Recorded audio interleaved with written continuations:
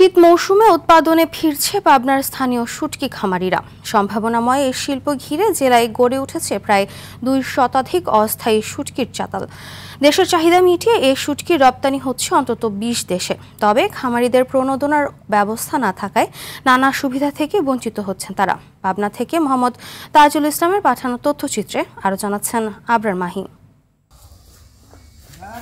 পাবনার চলন ও গাজনার বিল ঘিরে জমে উঠেছে শুটকি উৎপাদন। শীত মৌসুমের শুরুতে বিলের পানি কমতে থাকায় ব্যস্ততা বেড়েছে জেলার সাথিয়া, চাটমোহর, সুজানগর ও বেড়া উপজেলার শুটকি ব্যবসায়ীদের। পুঁটি, চেলা, বাতাসি, চিংড়ি, ফলি সহ নানা জাতের মাছ চাতালে শুকিয়ে শুটকি উৎপাদন করেন খামারিরা। এ পেশায় নিয়োজিত আছেন স্থানীয় 3000 শ্রমিক।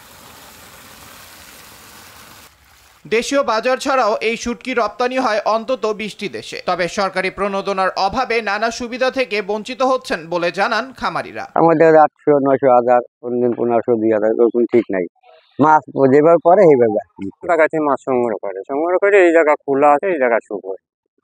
লিভার টিভার আছে, লিভার দিয়ে শুক হয়ে যায়, ওরা বিক্রি করে শহীদ করে। দিন মজুরি কাজ করি, 700 টাকা দিন দেয়।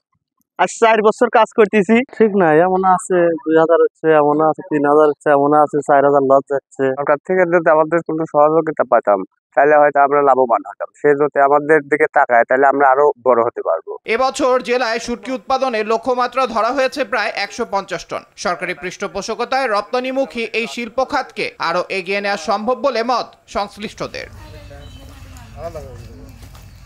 আবরার মাহি, RTV।